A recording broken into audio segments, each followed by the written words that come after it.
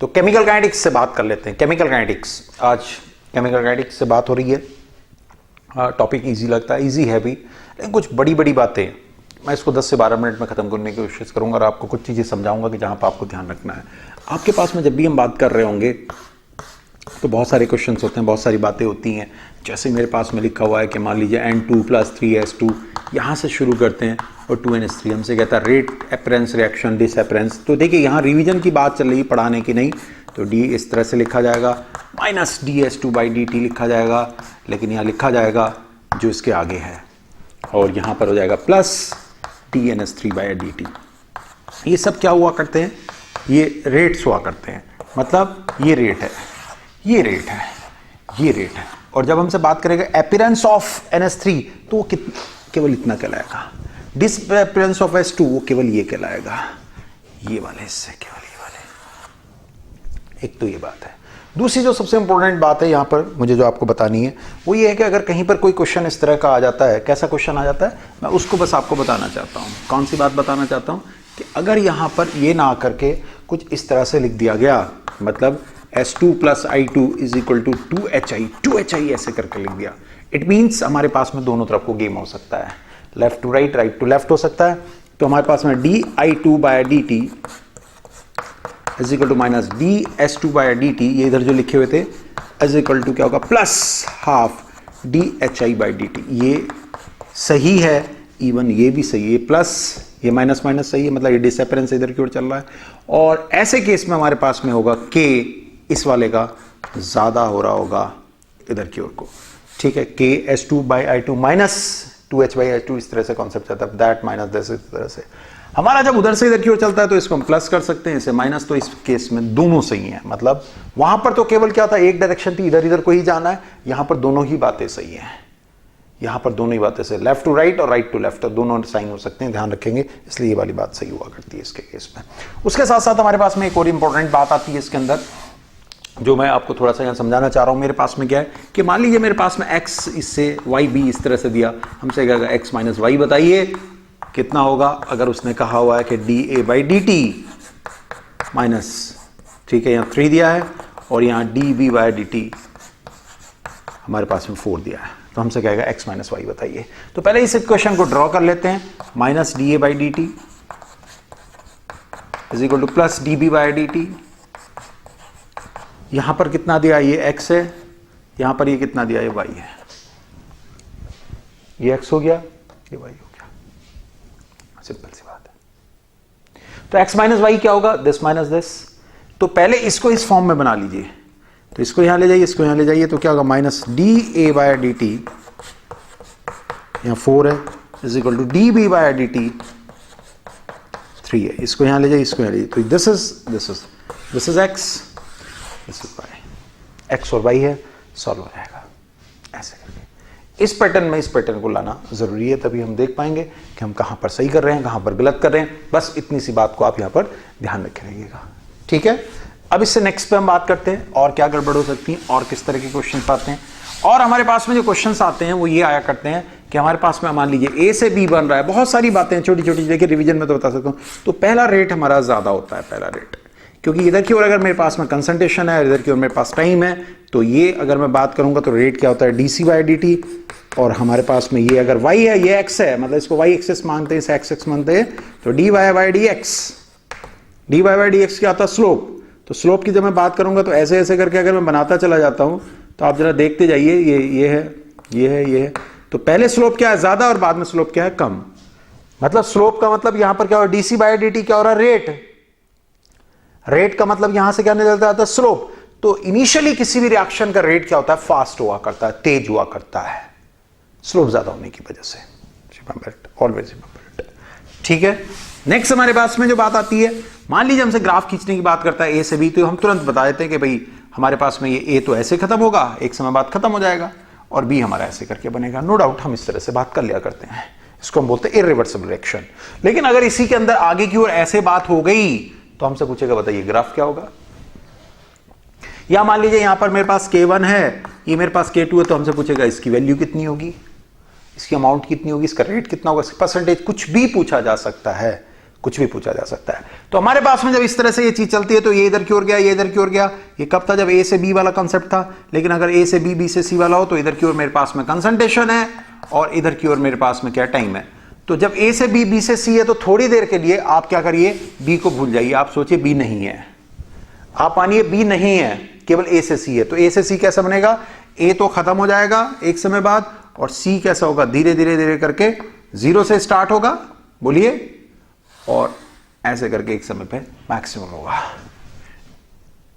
ये ए से सी हो गया, मतलब ये ए है, ए खत्म हो गया और ये मेरा सी हो गया। लेकिन अगर बी का रोल आ जाता है, मींस अगर बी आ जाता है तब कैसे करा जाएगा? अगर बी आ जाता है तो अब मैं क्या करूं? तो बी क्या होगा? पहले बी बना होगा और एक फिर सी में कन्वर्ट होगा और बी खत्म होगा। तो पहले बी बनेगा, एक समय तक बी बनेगा, फिर उसके बाद में वो खत्म होगा ऐसे। मतलब वो भी इसी के साथ साथ इस तरह से ऐसे, पहले ए खत्म हो जाएगा फिर बी खत्म हो जाएगा, लाइक दिस। ये हमारे पास में ग्राफ होगा। दिस इज वेरी इंपॉर्टेंट, बहुत इंपॉर्टेंट है। और बहुत सारी बातें केमिकल काइनेटिक्स की मैंने अपनी बुक, फिर वही मुंह से निकल जाता है बार बार, मैंने अपनी बुक में बता रखी, थ्योरीज में बता रखी है, और एक दो केमिकल काइनेटिक्स की जो वीडियो दी है वहां दी है। एक्टिवेशन एनर्जी वाला मैं नहीं बताऊंगा क्योंकि मैंने उसकी यूट्यूब पे वीडियो डाल रखी, बहुत कुछ हो जाता है। नहीं तो मैं इसमें क्या हो रहा है, ये ए से, मैंने पहले बताया ए से ए खत्म हो रहा है और सी बन रहा है। ए खत्म, सी बन गया। बी का मतलब क्या होगा? बी बनेगा, पहले बी बनेगा ए से बी और फिर बी खत्म हो जाएगा। पहले बी बनेगा, बी फिर बी खत्म हो जाएगा। दिस इज, ये मेरे पास हो गया। अब इसी तरह से हमारे पास में अगर वो कहता है कि यहां पर ये बताइए dB बाई dt की क्या वैल्यू बैठ रही है, dB बाई dt कितना बन रहा है? तो ये बन रहा है, उधर जा रहा है, ठीक है। यहां से मान लीजिए पानी का कलेक्शन है, यहां से पानी आ रहा है, यहां से पानी जा रहा है, तो dB बाई dt हमारे पास में कितना होगा? K1A तो आना, K1A तो आया, मतलब अगर मुझसे कोई पूछता B कितना होगा तो K1A, और जब जाएगा तो क्या कहलाएगा? यहां K2B का जाना, इतना स्टोरेज होगा। आना ये हुआ, जाना ये हुआ, तो ये बचा हुआ स्टोरेज हो गया। सिंपल। नाउ नेक्स्ट वन, हमसे कहेगा अगर मेरे पास में A से B है, B से C है, ये K1 है, ये K2 है, फर्स्ट ऑर्डर रिएक्शन, तो ये किस टाइम पे मैक्सिमम होगा? तो टाइम हुआ करता है 1/K2 माइनस K1, अगर जो भी बड़ा छोटा है log 10 K2/K1 2.303। हमसे कहेगा वो टाइम बताइए जब B मैक्सिमम मिलेगा आपको।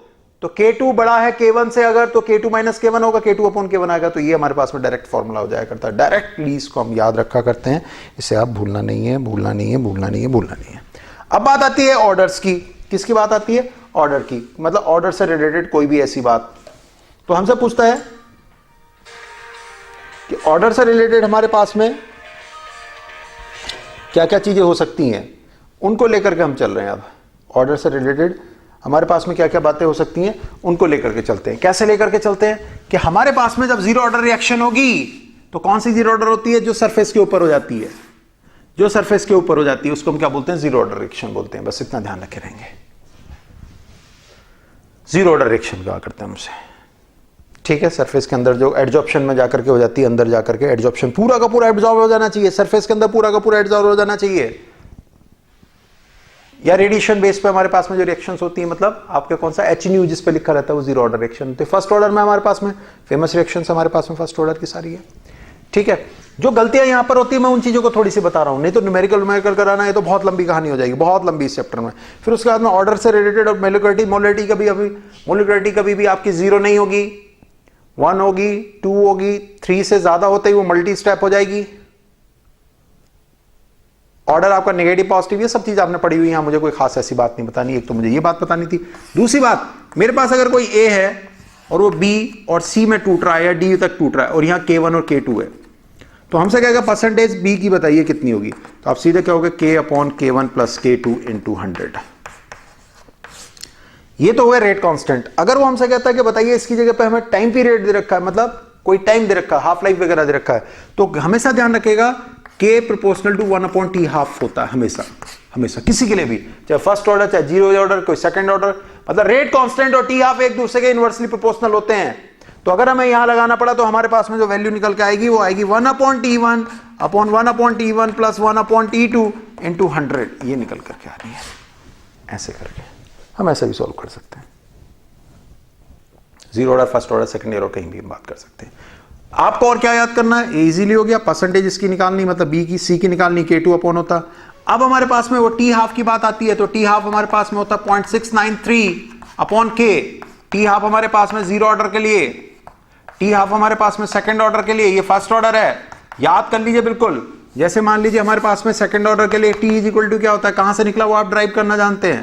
टी इज इक्वल टू क्या होगा, 1 अपॉन के माइनस 1 अपॉन ए माइनस एक्स माइनस 1 अपॉन ए, ऐसे करके हमसे पूछता बताइए टी हाफ कैसे निकालें। तो a माइनस एक्स क्या होता है, बचा हुआ हिस्सा, तो a/2 लिख दो इसे, इससे क्या लिख दीजिए a/2।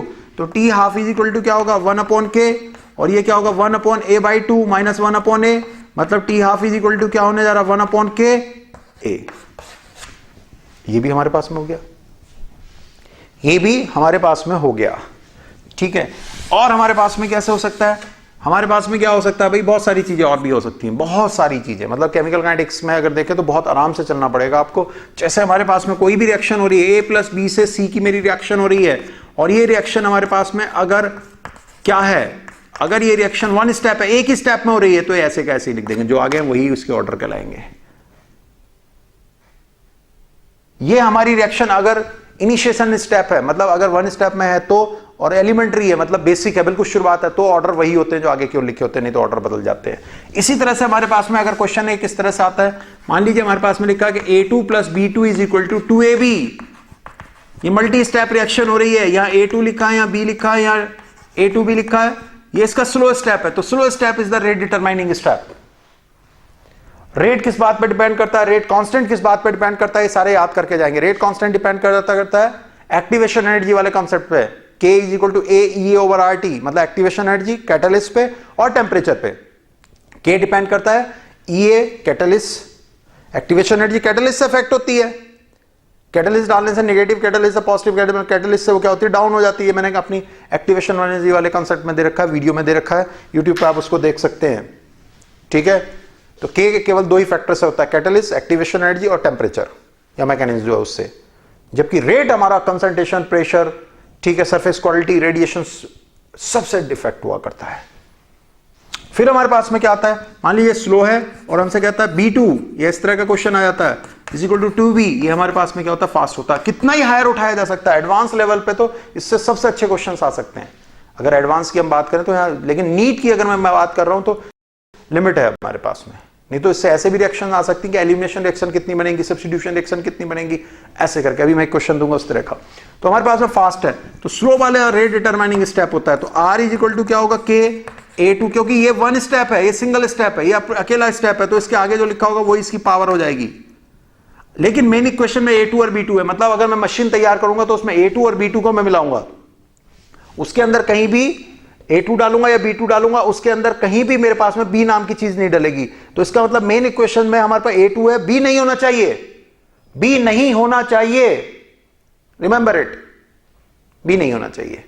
अब B नहीं होना चाहिए तो हमारे पास में क्या होगा, इससे B को हटाएंगे तो K equilibrium is equal to क्या होने जा रहा है, B का स्क्वायर अपॉन B2, ये इधर ले गए, और ये हमारे पास में, ये हमारे पास हुआ K equilibrium is equal to B2, B is equal to हमारे पास में कितना होगा, K इक्विलिब्रियम B2 की पावर हाफ और K इक्विलिब्रियम की हाफ, उठा के यहां रख दीजिए। जब यहां रखेंगे तो K यहां होगा A2, यहां होगा K इक्विलिब्रियम की हाफ और B2 की हाफ, ये और ये मिलके एक ही बात, कांस्टेंट बना लेंगे। अब A2 और B2 आ गए, तो order with respect to A2 कितना है 1, और order with respect to B2 कितना हाफ, ऑर्डर हमें पता चल गया।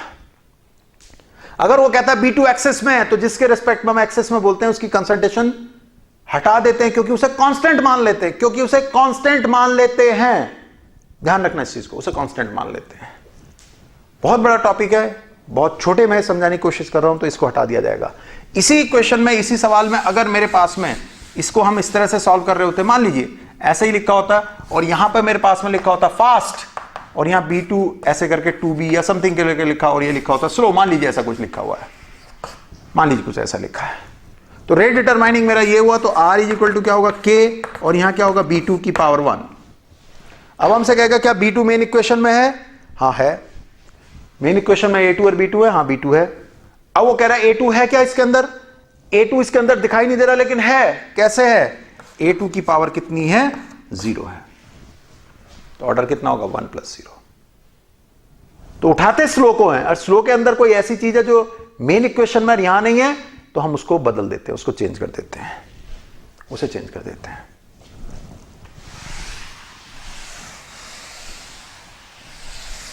अब t is equal to 1/k 1/a - x - 1/a, ये मेरे पास में हो गया। इसका ग्राफ खींचने के लिए आ सकता है। यहां पर वेरिएबल कौन है? ये दो, ये तो कांस्टेंट है, शुरू में ले लिया गया, ये t है। अब हमारे पास में क्या होगा? kt is equal to 1/a - x - 1/a, इधर ले जाइए, 1/a - x is equal to क्या होगा? kt + 1/a, इसे y मान लीजिए, y is equal to mx + c, y is equal to mx + c, सीधे सीधे ग्राफ हो गया। ये 1/a - x हुआ, ये हमारे पास में क्या होगा? k, ऐसे करके ग्राफ बन गया। इस जगह पर, सॉरी यहां पर कौन है? टाइम। इस जगह पर टाइम कितना है? 0। तो 0 टाइम पे मेरी कंसंट्रेशन कितनी होगी? उस समय पे x 0 होगा। इसका मतलब ये वाला हिस्सा जो है मेरा 1/a है, 1/a के बराबर है। x = 0 हो जाएगा कब? ये x = 0 हो जाएगा जब टाइम t = कितना है? 0 है। टाइम t = कितना है? 0 है, ठीक है। टाइम t = 0 पे x 0 होगा, तो ये हाइट कितनी होगी? 1/a होगी।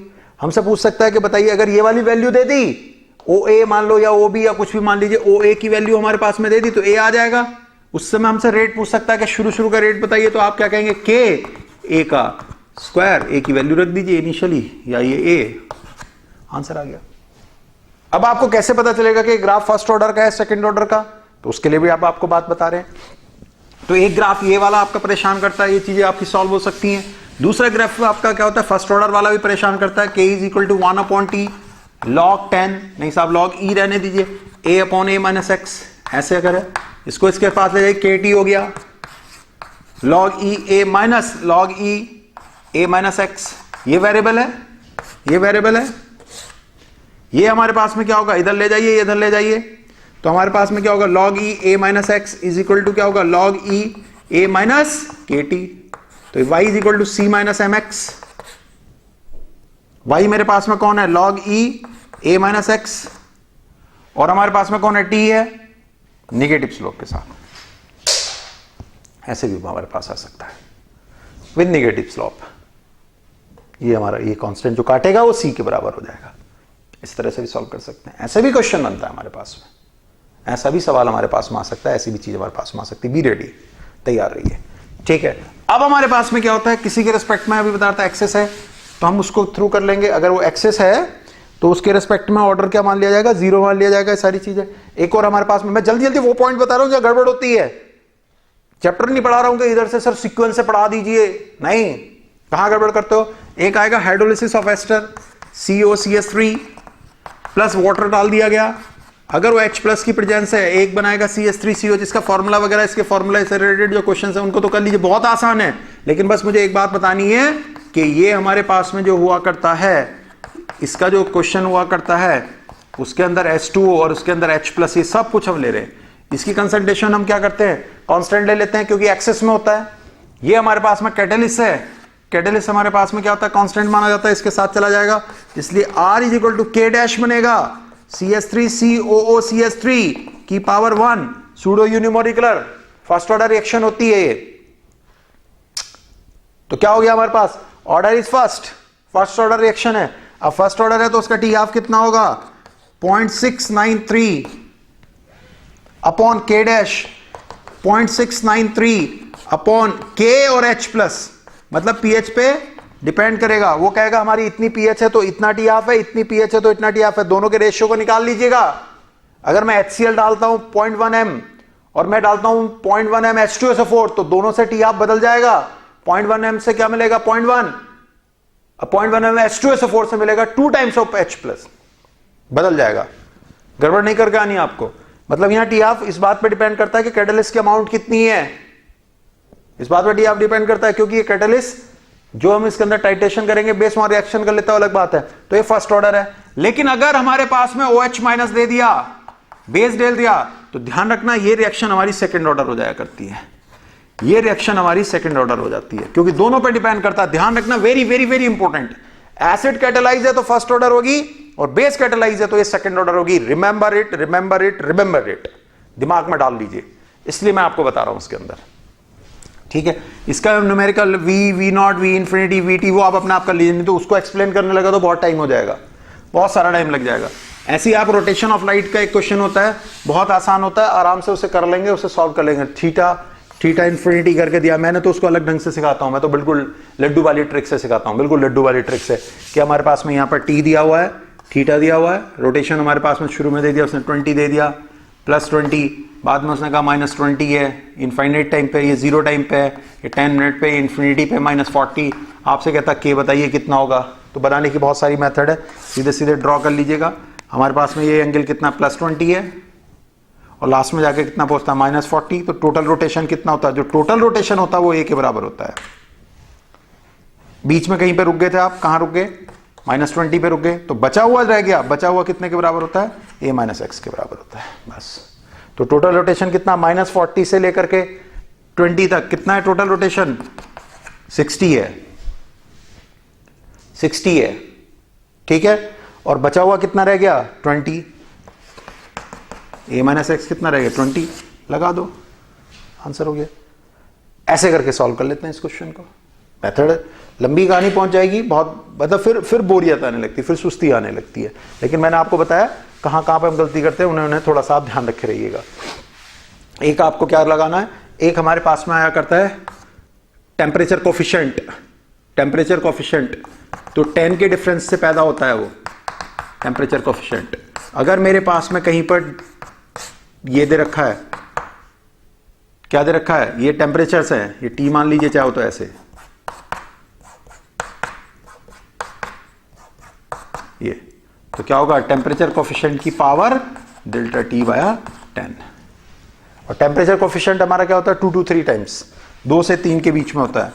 तो इसीलिए ध्यान रखना, ये अगर टेम्परेचर R = क्या होता है, Ka की पावर मान लीजिए n है, तो रेट हमारे पास में जो इस टाइम पे होगा और रेट हमारे पास में जो इस टाइम पे होगा उसका रेशियो भी टेम्परेचर कोफिशिएंट के बराबर होता है। मतलब ये कि RT + 10 अपॉन RT = क्या होगा 2 to 3, मतलब या तो दुगना हो गया होगा या 3 गुना हो गया होगा। मतलब दुगना कब होती है कोई चीज, जब 100% बढ़ जाती है, 100% से लेकर के 200% के बीच में।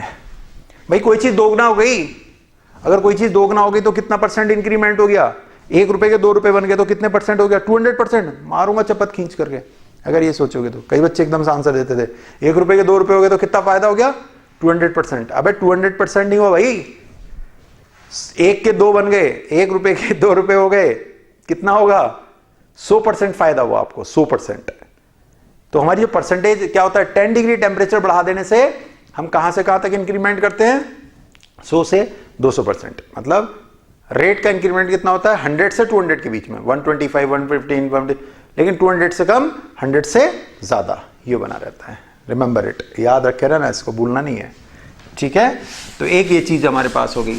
फिर उसके बाद में हमारे पास में इसके अंदर और क्या बात आती है, मैं जरा उसको बताता हूं कि जब भी मैं dx/dt या इस तरह से लिखे रहूंगा = k, कंसंट्रेशन की पावर क्या होता है n, तो हमारे पास में n = 0 है, अगर 0 होगा तो dx/dt = क्या होने जा रहा है, k कांस्टेंट, मतलब रेट कांस्टेंट बना रहेगा, 0 ऑर्डर रिएक्शन में कंसंट्रेशन कुछ भी हो कांस्टेंट बना रहेगा, ठीक है। बात समझ में आ रही है, गर्मियां आ गई हैं, सुस्ती उस्ती नहीं आनी। कोल्ड ड्रिंक अभी मत पियो 7 तारीख तक, अरे कोल्ड ड्रिंक मत पियो, कहीं पी लेते होंगे, झूठ बोलते हैं, हाँ सर नहीं पियेंगे, पक्का नहीं पियेंगे, अब फिर पी लेते हैं। अरे भैया वायरल फीवर ये सारी चीजें हो रही हैं, अच्छा क्या मिल जाएगा उसमें, मैं तो कभी नहीं पीता, देसी आदमी हूं भाई, ठीक है। कभी मिला, कभी हुआ, किसी से पूछ लेना, कहीं किसी ने कोई जानता होगा, दूध बढ़िया वाला, ठीक है, ठंडा दूध, या तो इन दिनों ठंडियाई के नाम में कहीं सोच रहा हूँ, भांग वाली ठंडियाई नहीं, भांग वाली नहीं ठंडियाई, वो भांग वाली तो होली वाली हो चलती है, गाँव में पिया करते थे कभी बचपन में, ठीक है। अब ठंडा दूध है तो पीता हूँ। तो कोल्ड ड्रिंक मैं ये नहीं कह रहा था कि आप ठंडा दूध पीने लगो मेरी तरह, ठीक है। मैं कोल्ड ड्रिंक को मैं इसलिए मना कर रहा हूँ कि ये पता नहीं कुछ बीमारी जो आपकी बॉडी में बैठ गई ना तो यार निकलेगी नहीं बहुत लंबी। गला खराब हो गया या दवाई खाते फिर रहे हो, ठीक है, अब तुम भी तो डॉक्टर हो, आने वाले समय में क्या होगा, तुम भी तो ये क्या होगा किसी को, अगर मान लो कोई बीमार हो जाएगा तुम्हारे पास आएगा कि जी मैं कोल्ड ड्रिंक पी करके बीमार हो गया या मैं ऐसे बीमार हो गया वैसे बीमार हो गया, तो उसे क्या कहोगे, कोल्ड ड्रिंक मत पियो। तो बचाए रहो ना 27 तारीख तक। मतलब बहुत ज़्यादा गर्म, बहुत ज़्यादा ठंडी चीज़ों को बॉडी के साथ मत करो, क्योंकि बॉडी है ना इम्यून इस समय थोड़ा सा डगमगा रहता है बॉडी का। फ्रेश फल खाओ, ऐसा नहीं कि भूख लग रही कोचिंग से बाहर निकले कहीं भी बाहर चाट पकौड़े को उठाया पेल दिए, पेट अपना सोचा नहीं यार बस हो गया काम, ठीक है। अब फिर उसके बाद में दुनिया से कहते फिर भाई साहब मैं बीमार हूँ, फ़ोन कर रहे हो अजी मैं बीमार हूँ, अजी मैं बीमार हूँ। एग्जामिनेशन में लिखा जाएगा मैं बीमार हूँ या बीमार पड़ गई मैं, कोई नहीं पूछेगा एग्जाम में, कौन सा आपको रह करके रहना। अब मैं आपको बताता हूँ, ये देखिए ये मैं अपनी पानी की बोतल खुद लेकर के चलता हूँ, नहीं पीता बाहर का पानी। क्यों नहीं पीता भाई, अब पता नहीं क्या, इसी के साथ इम्यून कर रखा बॉडी को। 2-3 बोतलें लेकर के चलता हूँ जहाँ तक जा सकता हूँ आराम से। तो कोई ठंडा नहीं है, बिल्कुल नॉर्मल वाटर। सुबह सुबह गुनगुना पानी पीता हूँ जम करके। तो पानी खूब पीजिए, जम करके पानी पीजिए, जितना पानी पी सकते हो खूब, ठीक है। और उसके बाद दूसरी चीज़ मैंने आपको बताई है जो इम्पोर्टेंट है, वो क्या है कि ठंडी, बहुत ज़्यादा ठंडी चीज़ों से, बहुत ज़्यादा तली हुई चीज़ों से, बाहर की चीज़ों से, कटी हुई बाहर की चीज़ों से, इनसे बचे रहिए। 7 तारीख के बाद तो सोचिए ही मत कि अपना पेट है। बहुत शादियाँ बारात आने वाली हैं, मेरे यहाँ भी चिट्ठियाँ आ रही हैं, बहुत शादियाँ बारात हैं अभी शुरू हो रही हैं 15-16 तारीख से, बाद में आगे भी बहुत मिल जाएंगी। FMP कर लेना, FMP समझते हो? समझ गए होंगे कई तो, हम IT में बहुत मारते थे FMP, free marriage party, free marriage party, free में घुस गए। हमारा तो एक गैंग तो ऐसा था, वो क्या करता रहता था, आपको अजीब लगेगा, ठीक है। अब बाद में उसमें नहीं यार चलो बता देता हूँ मैं, उसका मेंबर में भी था, ठीक है, कभी कभी के लिए। एक गैंग तो ऐसा था जो बारात घर जाया करता था और बारात घर में जा करके ये पता करता था, तो यार अच्छा लगता है, सब पुरानी बातें याद आती है, तो वहाँ से सारी बातें कर लेता हूँ मैं जैसे भी हो। मुझे नहीं पता इसके बाद में तुम लाइक करोगे डिसलाइक करोगे, उसके बाद में क्या कमेंट मारोगे, लेकिन अच्छा लगता है बातें करते रहते हो, अपना मन सा हो गया। तो मुझे बहुत सारे कमेंट मारते रहते हैं। और हाँ, ये गालीबाजी नहीं शुरू करोगे। कल मुझे पता चला मैं कमेंट बहुत कम देखता हूँ, बहुत दिनों बाद कल मैंने कमेंट देखा, आपस में गालीबाजी जो शुरू कर लेते हो, मैं सही बता रहा, बहुत बहुत बुराई लगेगी। मुझे गाली दे रहे हो कोई बात नहीं, आपस में जो शुरू कर लेते हो कोई उसको ना करा करो, ठीक है, बिल्कुल शांति इसमें, ठीक है। कहीं कहीं पे हो जाते हैं कि तू नहीं यूँ कहा वो कहा और ऐसे ऐसे नहीं, गलत बातें, ठीक है। जिंदगी में बहुत कुछ है यार, फालतू ये भड़ास से निकालते रहते हो। तो हम क्या करते थे, एक दो हम में से चला गया बारात घरों में पता करने कि ये बताइए, पूरी लिस्ट रहती थी, पता जब पंडित के बाद लिस्ट रहती ना, ऐसी 1-2 के बाद तो लिस्ट रहती थी, और पूरा बोर्ड पे लगाए रहते थे हॉस्टल के अंदर FMBA के बारे में। क्या वो पूछ करके आते थे कि जी हमें शादी है हमारे ब्रदर की और आपका ये मंडप हमें लेना है, मतलब ये मैरिज हॉल लेना है हमें। तो जब वो पता करता था कि भाई हाँ मैरिज हॉल लेना है, चलो ठीक है, तो आप बताइए किस किस डेट में खाली हैं। बोले आप अपनी डेट बताओ। बोले नहीं, हम थोड़ा अभी पता कर रहे हैं कि किस महीने में कर लिया जाए जिससे कि आपका मैरिज हॉल खाली मिले। हमें करवाना यही है, आपका मैरिज हॉल हमें बहुत अच्छा लगता है, करवानी शादी यहीं पे है, हमें मैरिज हॉल बहुत अच्छा लगता है। तो कहता था अच्छा चलो मैं आपको बता देता हूँ, जनवरी में तो ये है, फरवरी में तो ये है, मतलब पूरी की पूरी लिस्ट नोट कर लेते थे। अगर कोई नहीं बताता था, 2 महीने 3 महीने की बताता था, तो 3 लोग चले जाते थे, 4-4 करके 5-5 करके चले गए। तो पता चला 10-20 जो मैरिज हॉल आसपास में थे, 10-15 भी नहीं थे, 5-6 थे, उन सब की लिस्ट साथ में रहती थी कि इस मंथ में इस दिन शादी, इस दिन शादी, इस दिन शादी। तो भाई शादी में क्या करा, फ्री मैरिज पार्टी, FMP, घुस गए। तो चलता है लाइफ में यार, उस लाइफ में सब चलता है। अब वाले में तो बड़ी दिक्कत है, अब वाले में बहुत दिक्कत है। क्या नॉन हो गया हूँ, फेस नॉन है, सब कुछ है, तो कहीं पे एक दिन चाट पकौड़े खाने लगो, रोड पे है कहीं पे, वैसे तो मैं नहीं खाता, लेकिन फैमिली के साथ चले गए, कभी चले गए, किसी के साथ चले गए, जस्ट ऐसे करके खाने लगे। दूसरा वाला बंदे को आप दुष्यंत सर, हाँ आप भी, मतलब हम भी, मतलब हम पकौड़े नहीं खा सकते, चाट नहीं खा सकते, चलो जी नहीं खा सकते। शादी में पहुँच गए, शादी में डांस वांस करने का शौक है यार, हम भी तो इंसान हैं, ठीक है, हार्मोन्स हमारे भी वैसे ही है जैसे सबके हैं, ऐसा थोड़ी है, ठीक है। जितनी भी नौटंकी गड्डी काटते हैं, जितने क्या कहते हैं उस पर यूट्यूब पे आते हैं, तुम्हें बहुत बड़ी बड़ी बातें बताएंगे, ये है वो है, और क्या कहते हैं जी उनका क्या कहते हैं सेमिनार हो रही हैं, उनकी उनकी स्पीच हो रही है, उनके टूर हो रहे हैं, लंबी लंबी गप्पे फांके। अरे सारे यार सब एक जैसे होते हैं, सबके हार्मोन्स एक जैसे होते हैं, मैंने कई बार बताया सबके हार्मोन्स एक जैसे होते हैं। बकवास करते रहते हैं, जो नेचुरल हार्मोन्स है वो सबके एक जैसे ही होते हैं, फालतू की बातें ये सुना दी और वो सुना दी। ठीक है, वहाँ पहुँच गए शादी में जैसी हुए और उस पर पहुँच गए डीजे पे, और जस्ट टांग उठा कर एक ही डांस मारने की कोशिश करी। कोई देख रहा सर आप भी, अबे तुम्हारी आप भी मतलब डीजे पे डांस करने नहीं दे रहे, पकौड़े तुम नहीं खाने दे रहे, खाना तुम नहीं खाने दे रहे, इसलिए भैया मैं तो ठेठ बोलता हूँ, खूब अच्छा खाने पीने की चीज़ें खाता हूँ, कड़ी भी खाऊंगा, पकौड़े भी खाऊंगा, दाल मखनी भी खाता हूँ। खाने पीने का शौक है और डांस करने का शौक है। शौक का मतलब गाड़ी बहुत तेज चलाने का शौक है। अब आप कहेंगे ये वाली बात पकड़ के जरा नोट करके बता देते हैं। सेफ साइट एक्सप्रेस वे हो या कुछ भी हो, ह्यूमन टेंडेंसी यार वही रहती है जैसी है। मस्त रहता हूँ, हमेशा हंसता मस्त सबको रहना, बिल्कुल ऐसा ही। ठीक है, तो शराब भी है, ये शराब भी ने तो बड़ा परेशान कर रखा आजकल, बहुत परेशान। ठीक है, लेकिन हमें कुछ अपने कायदे कानून उसूल वो हमें ध्यान रखना चाहिए ज़िंदगी में। आपका इस समय पे क्या है, आपको सबसे इंपॉर्टेंट ये है कि आप जब भी कभी डिप्रेशन हो रहा हो, इस समय पे कोई भी परेशानी आ रही हो, तो महापुरुषों की जीवनी और ये सब जीवनी, ये तो सब पढ़िए, सारी अच्छी बात है, बहुत अच्छी बात है, अचीवर्स की पढ़नी चाहिए। लेकिन बार बार अचीवर्स की पढ़ते पढ़ते भी दिमाग को रो देता है, हाँ यार ये तो ये था। बस एक अचीवर को देख लीजिए दुनिया के, मैं अपने लिए नहीं कह रहा, मैं तो ऐसे ठलवा हूँ। एक अचीवर को देख लीजिए, जानते हैं कौन? किसी के नाम दिलाता हूँ, एक अचीवर, वो खुद को। अचीवर हो यार, कभी ना कभी तो बढ़िया करने जा रहे हो आप। कितने डॉक्टर्स को लोग जानते हैं? बहुत कम। कितने लोगों को लोग जानते हैं? बहुत ज्यादा। तो कुछ भी बनोगे अच्छा बनोगे, एक चीज ध्यान रखना। दूसरी बात जो सबसे इंपॉर्टेंट है, स्टार्ट जिस दिन पेन से करा था नीट की तैयारी के लिए, उस दिन जो फितरत थी तुम्हारे अंदर, उस दिन जो जोश था तुम्हारे अंदर, उसको फिर से लाओ। मुझे करना वैसा ही है। अरे क्या हो गया, कोई दिक्कत नहीं, होगा। जो मेरे से नहीं हो रहा जरूरी थोड़ी एग्जाम में आएगा, लेकिन होगा जरूर, बंदास तरीके से होगा। ऐसे करके काम करा करो, देखो मजा आ जाएगा। टेंशन नहीं लेनी भाई, टेंशन नहीं लेनी, क्योंकि मैंने कई बार था टेंशन लेने की नहीं है, देनी भी नहीं है। शांति से रहना, ठीक है। तो इधर उधर से उठा उठा के कर रहा हूँ। FMP में मत घुस जाना, अभी मना कर रहा हूँ मैं। 7 तारीख के बाद में फ्री मैरिज पार्टी में भी नहीं जाना, 7 तारीख के बाद में जाना, ठीक है। सब जिंदगी के पार्ट होते हैं, याद आते हैं, यही चीजें तो याद आती हैं। वो घिस्सूपन याद नहीं आता, पढ़ाई पढ़ाई पढ़ाई, यही चीजें याद आती हैं कि जिंदगी में हमने बहुत कुछ करने के बाद भी बहुत कुछ अचीव कर लिया। करो, अचीव करो, ठीक है। कहानी हो गई थी यार बहुत देर से, अब ज्यादा कहानी ना सुनवाया करो। मैं आज जल्दी जल्दी इसलिए पढ़ा रहा था कि कहानी पढ़ा सुनाने का मन नहीं था।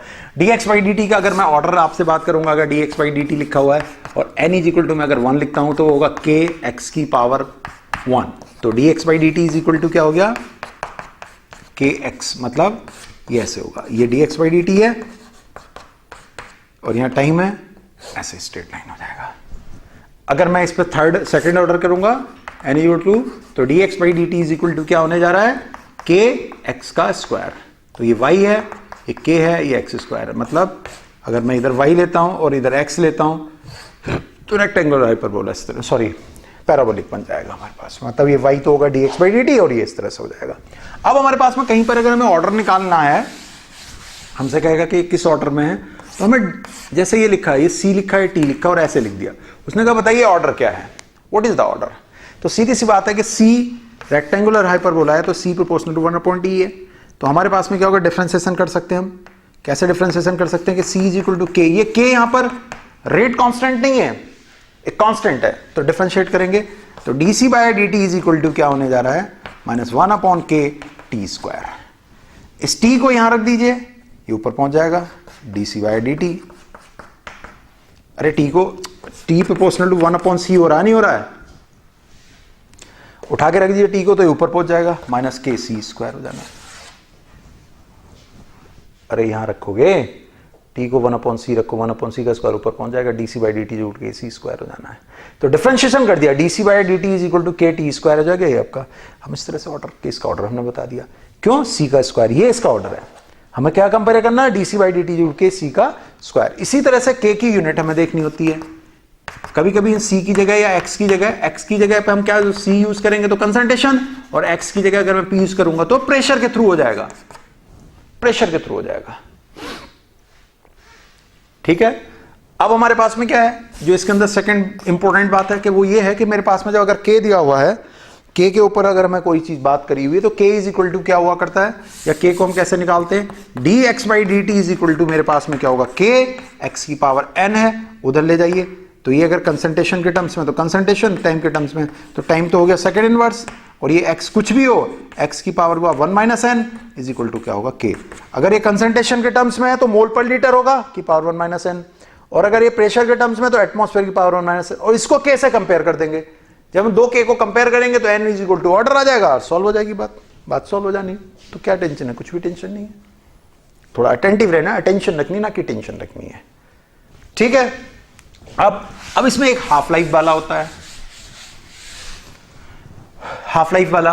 अब वो हाफ लाइफ वाला हमारे पास में क्या होता है कि अगर टी हाफ है प्रोपोर्शनल टू 1 अपॉन ए की पावर n माइनस 1 होता है, मतलब T half is proportional to, अब टी और के हमेशा, अगर मैं के रेट कांस्टेंट की बात करूं तो ध्यान दीजिए ये और ये हमेशा एक दूसरे का अपोजिट है, और कैसे भी देख लीजिए d x by D T is equal to क्या होगा, के समथिंग जो भी होगा, मतलब के और टी एक दूसरे के अपोजिट में है। तो अपोजिट में है तो मतलब 1 अपॉन के होगा, टी और के अपोजिट आ गए, और 1 अपॉन ए की पावर n माइनस 1 चल रहा होगा। तो n इज इक्वल टू मैं जैसे 0 करूंगा तो ये ऊपर पहुंच जाएगा, a बाई 2 हो जाना, सब कुछ हो जाना। अब ये k जो है ये प्रोपोर्शनलिटी कांस्टेंट है, इसलिए ऐसे मत करिएगा, k यहां पर रख देंगे और ये k प्रोपोर्शनलिटी कांस्टेंट है। n इज इक्वल टू 0 रखेंगे ऊपर पहुंच जाएगा, k a बन जाएगा। n इज इक्वल टू 1 रखोगे तो k k रहेगा, मतलब हाफ लाइफ फर्स्ट ऑर्डर में कंसंट्रेशन पर डिपेंड नहीं करती है। हाफ लाइफ क्या, जी बिल्कुल सही समझ रहे हो, हाफ लाइफ आपके पास में n इज इक्वल टू 0 रख देने पे ऊपर पहुंच जा रहा है, प्रोपोर्शनलिटी है। तो इस तरह से हमारे ग्राफ बन सकते हैं इसमें प्रोपोर्शनलिटी वगैरह। फिर यहां पर भी वही होगा कि टी हाफ और a दिया हुआ, मान लो ऐसे दिया तो T half proportional to 1 upon a, ये हो रहा है ये, और इसको कंपेयर कर दो इससे, तो यहां 1 है, यहां ये है, तो n minus 1 is equal to 1, तो n इज इक्वल टू कितना हो गया, 2 हो गया। तो ये सेकंड ऑर्डर के लिए है। जो ग्राफ दिए हो उससे टी हाफ प्रोपोर्शनल टू जो भी बन रहा है ए के टर्म्स में वो बना लीजिए और दोनों कंपेयर कर दीजिए और आंसर निकाल लीजिए, दैट्स ऑल, दैट्स ऑल।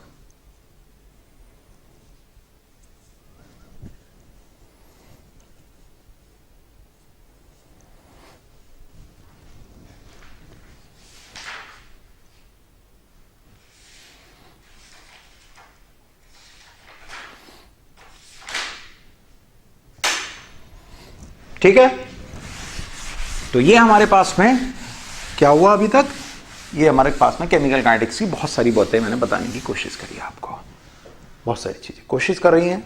देखो आपको कितनी समझ में आती है, कितनी नहीं आती हैं। जल्दी जल्दी रिवीजन में यही कराया जा सकता है, नहीं तो फिर तो चैप्टर तो 5 से 6 घंटे का या 4-5 घंटे का विद प्रैक्टिस है, विद क्वेश्चंस है, बहुत सारी बातें हैं।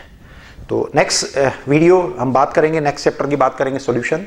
कई बच्चों की बात थी तो पहले फिजिकली शुरू कर खत्म कर देते हैं, फिर उसके बाद में ऑर्गेनिक को स्टार्ट कर लेंगे, सॉल्यूशंस, फिर आगे की ओर देखते हैं किस हिसाब से हम कर सकते हैं। ठीक है, बस एक ही चीज मैं आपसे कहता रहूंगा, वो पहले भी कहता था कि जब भी आपको कोई डिप्रेशन या कुछ भी ऐसी चीज आती है तो मैं तो इसी प्रोसेस को करता हूं। मुझे नहीं पता ये अच्छी है बुरी है, या ये रामदेव जी के सही बैठेगी या किसी और गुरु जी के या कोई XYZ के सही बैठेगी, मैं तो एक ही चीज करता हूं, सुबह उठो, गहरी सी सांस लो, बस ये करो कि कुछ करना आया हूं यार, यहाँ पे कुछ करके जाऊंगा।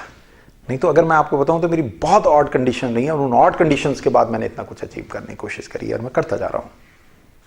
एक ही चीज ध्यान रखता हूं, जब सामने यहां ये चीज है, ये करना है, तो वहां यहां से लेकर वहां तक, मैं जस्ट इतनी सी बात बोल रहा हूं, यहां से लेकर के उस दीवार तक, मतलब इवन मैं अगर यहां पर खड़ा हूं, यहां से लेकर के यहां तक के बीच में इनफाइनाइट पॉइंट्स हैं, यानी क्या घट सकता है मुझे क्या पता मैं ऐसे लड़खड़ा जाऊं, नथिंग।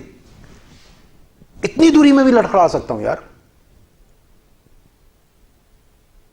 तो इतनी दूर की दूरी में कुछ भी हो सकता है, बस मुझे अच्छे से करते हुए जाना है। तो सस्पेक्ट यही सच्चाई है, इतनी दूर में भी मैं लड़खड़ा सकता हूं, आगे की बात तो आगे। तो कॉन्फिडेंट रहो कि कुछ अच्छा कर रहा हूं मैं, होगा अच्छा, बहुत अच्छा होगा। ठीक है, चलिए मेरी तरफ से तो आपको हमेशा ही की चीज रहती है, मेरी तरफ से तो हमेशा दिल से शुभकामनाएं रहती है, बिल्कुल यहां से दिल से जुड़ गया हो ना आपसे, लाइक वालों के लिए भी, डिसलाइक वालों के लिए भी। अगर डिसलाइक वाला कोई है और पढ़ता है, पढ़ाई कर रहा है, तो उसको भी कहीं ना कहीं मेरी पूरी वीडियो देखेगा, एग्जाम में कोई ना कोई क्वेश्चन फंसेगा, हेल्प तो होगी। बस मेरा तो वसूली हो गई। वीडियो लाइक और डिसलाइक के लिए नहीं डालता हूं, उस रेशियो के हिसाब से नहीं डालता हूं मेरे बच्चों की हेल्प हो। ठीक है, चलिए साहब जल्दी मिलते हैं नेक्स्ट वीडियो में। तब तक के लिए बस एक ही बात कहूंगा, दोनों हाथों से कहूंगा, ज्यादा जरूरत हो रही है, 3 4 5 ऑल द बेस्ट है। अच्छा लगता है नहीं, ये अच्छा लगता है, ऑल द बेस्ट। ठीक है, चलिए।